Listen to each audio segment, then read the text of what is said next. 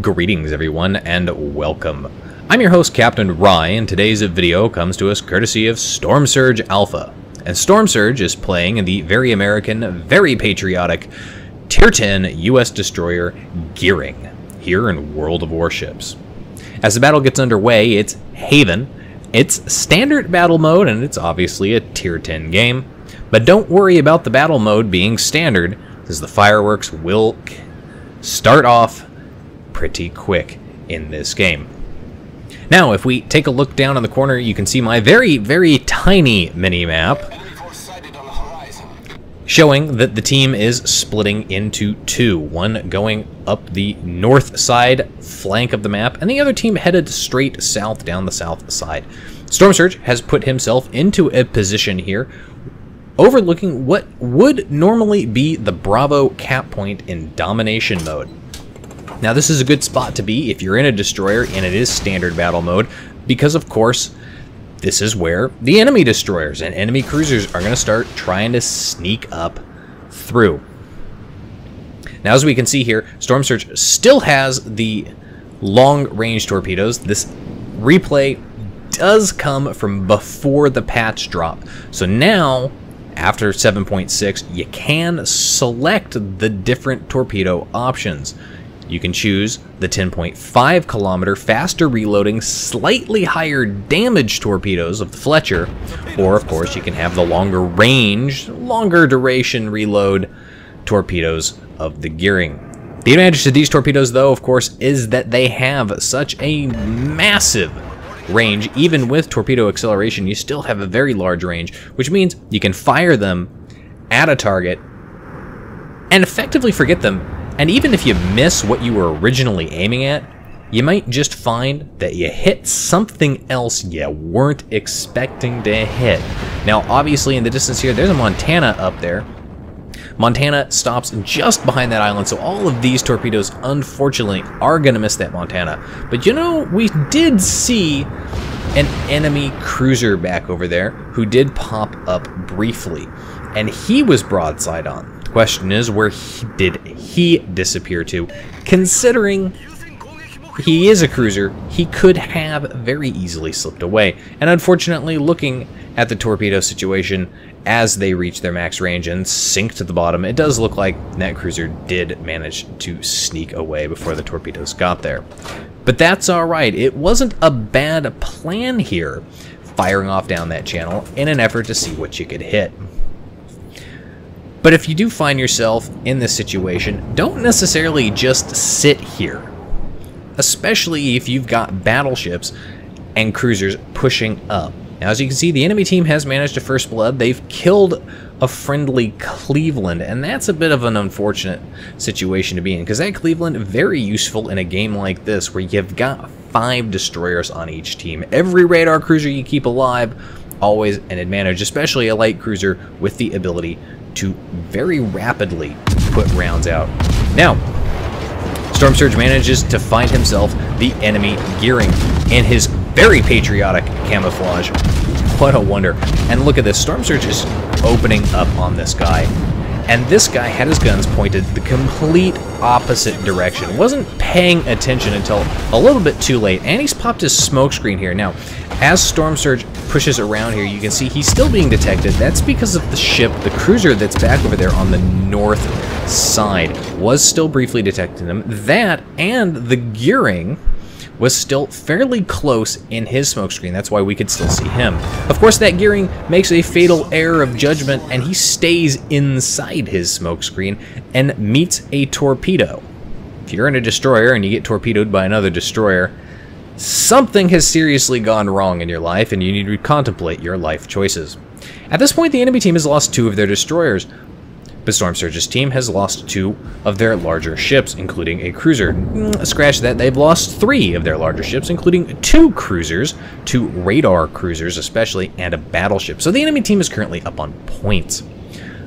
But normally speaking, the team that establishes the destroyer advantage early on in the game usually tends to go on to win it. Now that's not always the case, especially here in the summer months, when there are an extraordinary number of potatoes and spuds who've managed to make their way to tier 10 who are in the game. So that's not always going to be the case. Your results may differ. Still though, in this particular case, it does leave a bit of an advantage here because it basically means that Storm Surge and the rest of his destroyers can go out and they can start pushing forward. They can spot these cruisers for their big-gunned battleships. And for the cheeky cruisers, the new American light cruiser line, that are hiding behind islands looking for targets to shoot at. And they can do so without having to worry about being spotted before getting in range of these cruisers.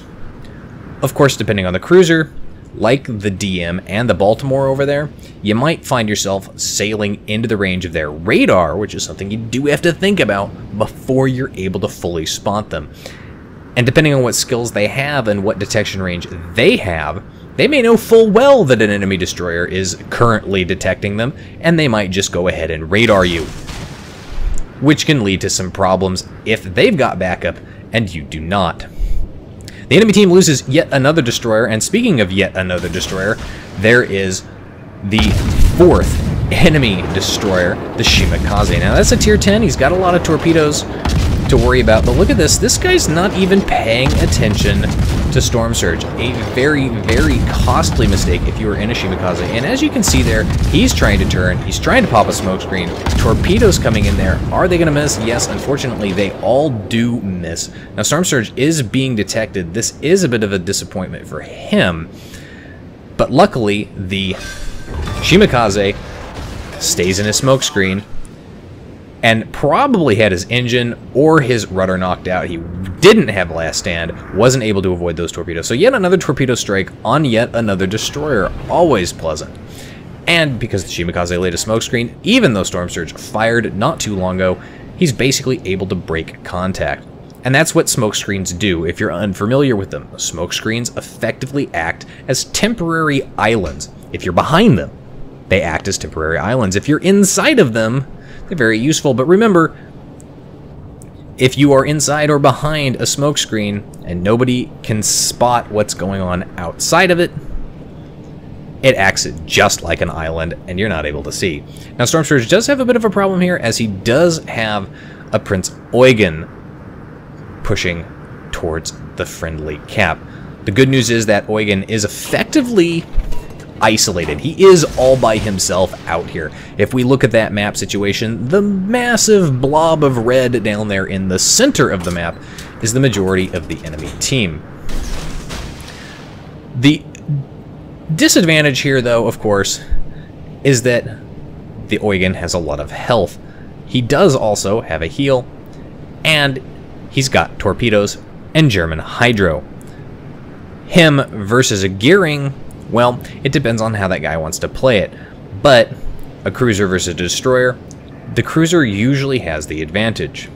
I say usually because in this particular map, when you've got a lot of islands, well, you've got a lot of narrow channels you've got to pass through for things like torpedoes to come and catch you.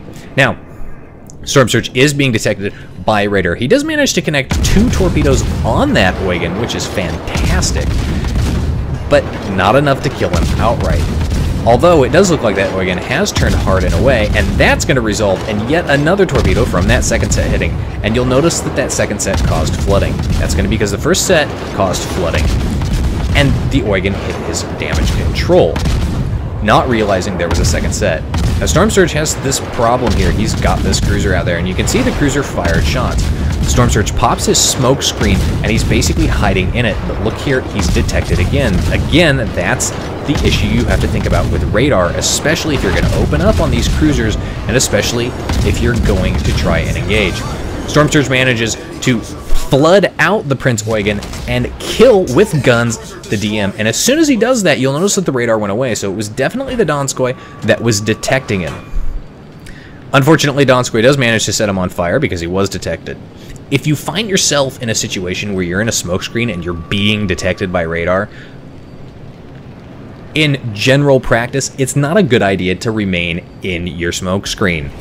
Go ahead, hit that speed boost if you've got it, and motor out of there. Preferably motor away, open up that distance, make it harder for the enemy to hit you by opening up that distance. Or, in the case of this map, you've got all these ice islands with tall, flat peaks to hide behind. Motor towards one of them, beat yourself if necessary, and just prevent that rain of incoming fire from ruining your day.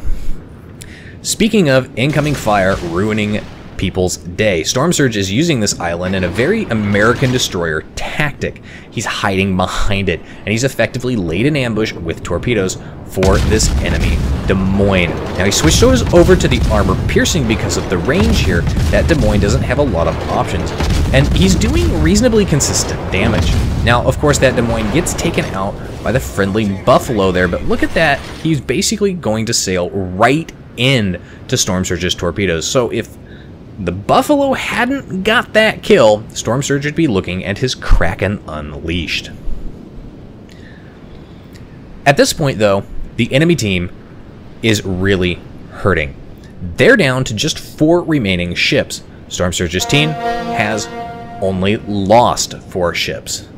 Incidentally, the enemy team has 3 battleships and a destroyer. Now, the battleships are going to be fairly easy for the destroyers to pick off. They're large, they're fairly slow by comparison, and they're effectively damage sponges. This is why having the destroyer advantage early on is such a good thing, because now Storm Surge and the Shimakaze player could theoretically coordinate their attacks together, push up, and cross-torp this Montana, basically guaranteeing a wall of skill between the two of them. They would have 25 torpedoes heading that guy's direction. And if they spread it out right, there's no way they're not going to be able to hit him, at least partially.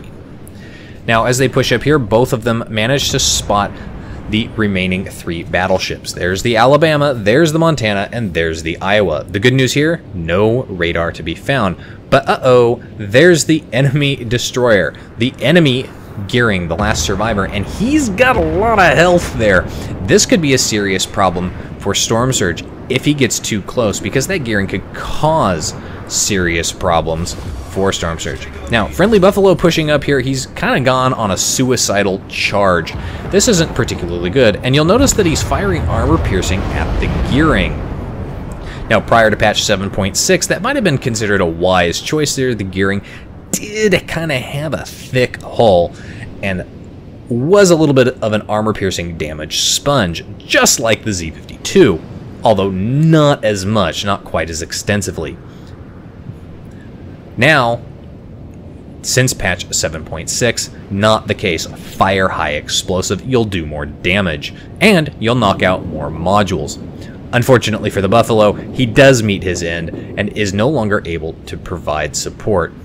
Additionally, the enemy team has managed to rally here. Look at that. They've managed to pull the situation back. So now there's only 3 destroyers and 2 battleships versus, or 1 destroyer and 2 battleships on the enemy team versus a cruiser and a battleship on Storm Surge's team. Now, Storm Surge does have his last remaining div mate is in that cruiser, and that cruiser is pushing up around the other side of the island. So he's actually providing some distraction with that Iowa. Now, Missouri takes out that Montana there, finishing him off. Again, Kraken Unleashed denied for Storm Surge. It's really disappointing for him.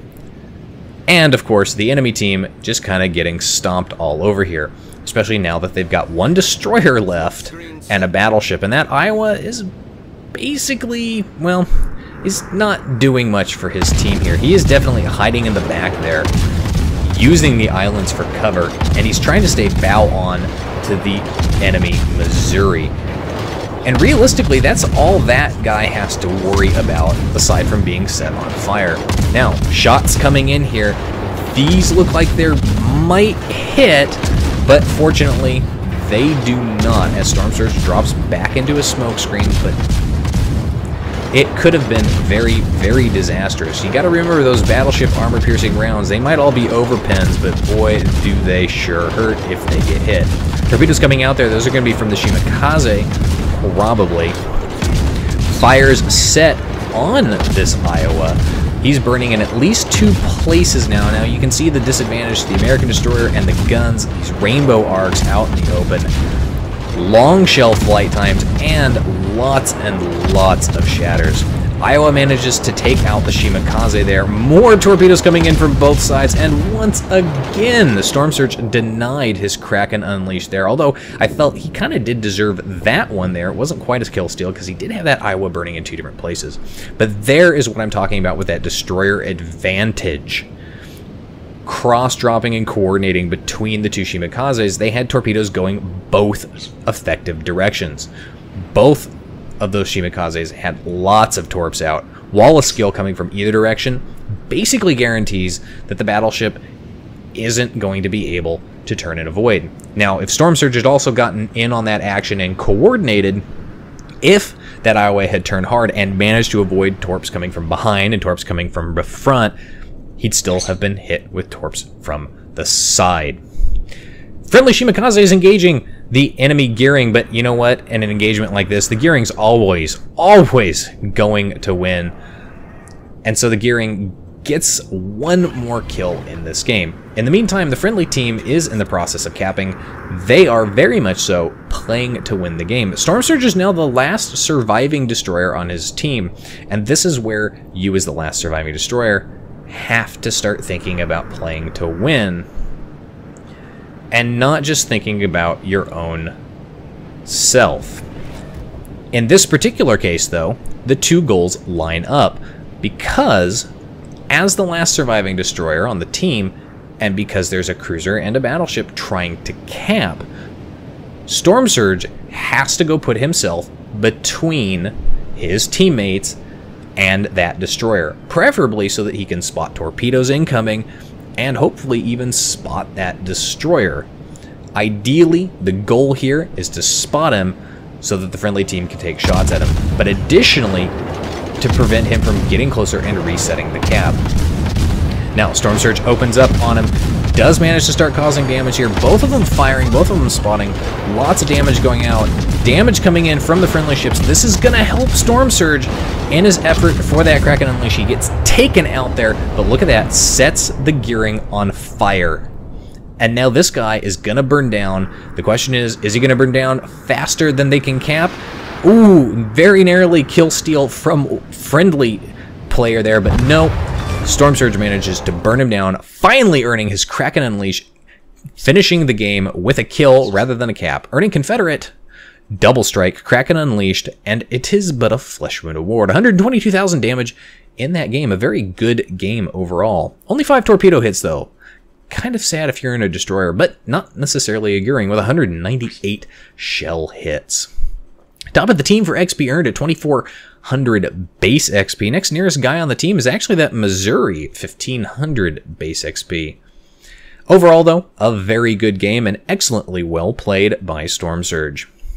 Anyway, that's it for today's video, folks. If you like the video, hit that like button, hit the subscribe button, leave a comment down below. Please have a wonderful 4th of July and stay safe. Fireworks may be fun, but they are dangerous. If you'd like to get some irregular channel news and updates, you can do so by following me on Facebook. If you've got a replay like this one that you'd like to have me take a look at or see featured on my channel, you can send it to my email. And if you'd like to watch me play various games live, albeit intermittently and probably very salty, you can do so by following me on Twitch.